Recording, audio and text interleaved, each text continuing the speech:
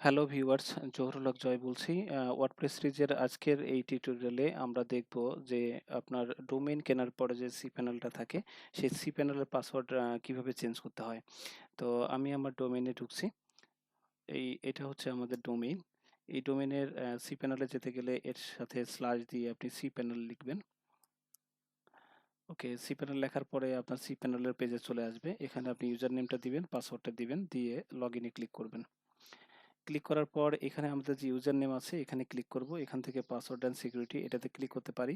এছাড়াও আপনি প্রিফারেন্সেস বলে একটা সেকশন আছে, সেখানে আপনি পাসওয়ার্ড অ্যান্ড সিকিউরিটি পাবেন। একই জিনিস, এখানে ক্লিক করতেও পারেন, আবার এখানে ক্লিক করতেও পারেন। সো এখান থেকে আমরা ক্লিক করলাম। ক্লিক করার পরে এখানে আপনার ওল্ড পাসওয়ার্ড, আমি আমার ওল্ড পাসওয়ার্ডটা সেভ করে রেখেছিলাম, এই জন্য অটোমেটিক বসে গেছে। আপনার এখানে না বসলে আপনি আপনার ওল্ড পাসওয়ার্ড, যেটা আপনার মেইলে হোস্টিং কোম্পানি দিয়েছে, সেটা এখানে উল্লেখ করে দিবেন। দেন আপনি নিউ পাসওয়ার্ডটা দিবেন। আমি নিউ পাসওয়ার্ড টাইপ করছি। ওকে, এবং খেয়াল করবেন এখানে যে পাসওয়ার্ডের স্ট্রংনেস, যে স্ট্রেংথটা, সেটা যেন 65-এর উপরে হয়, আদারওয়াইজ আপনার এই পাসওয়ার্ডটা গ্রান্টেড হবে না। এছাড়া আপনি এখানে পাসওয়ার্ড জেনারেটর, এখান থেকেও পাসওয়ার্ড জেনারেট করে নিতে পারেন। আবার ম্যানুয়ালি এইভাবে পাসওয়ার্ড আপনি দিতে পারেন। পাসওয়ার্ড কিভাবে জেনারেট করতে হয় সেটা যদি আমি আপনাদের দেখাতে চাই, তাহলে আমার পূর্বের পাসওয়ার্ডটা ফেলে দিলাম, যেটা আমি এন্টার করেছিলাম।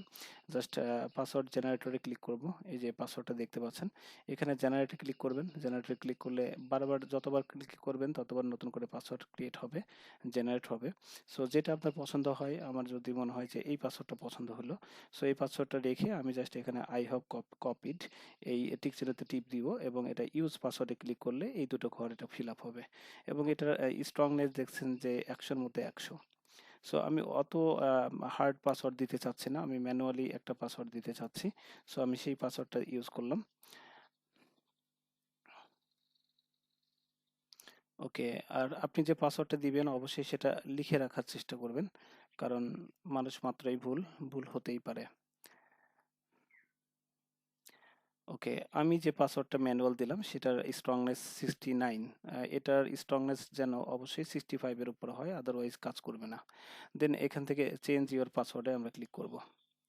সো আমি আমার পাসওয়ার্ডটা আপডেট করে নিচ্ছি, সাকসেস দেখালো। এখন আমাকে জাস্ট নতুন পাসওয়ার্ডটা, যেটা আমি অলরেডি সেভ করে রাখলাম, সে কারণে এটা বসে গেছে। এখন আমরা লগ ইনে ক্লিক করব। দেখেন আমাদের পাসওয়ার্ড চেঞ্জ হয়ে গেছে, এবং আমি নতুন করে cPanel লগ ইন করতেও পারলাম। তো আশা করি ভিডিওটি আপনার ভালো লাগবে। যদি ভালো লেগে থাকে তাহলে আমার চ্যানেলটি সাবস্ক্রাইব করে আমাকে সাপোর্ট করবেন। Thank you all. আল্লাহ হাফেজ।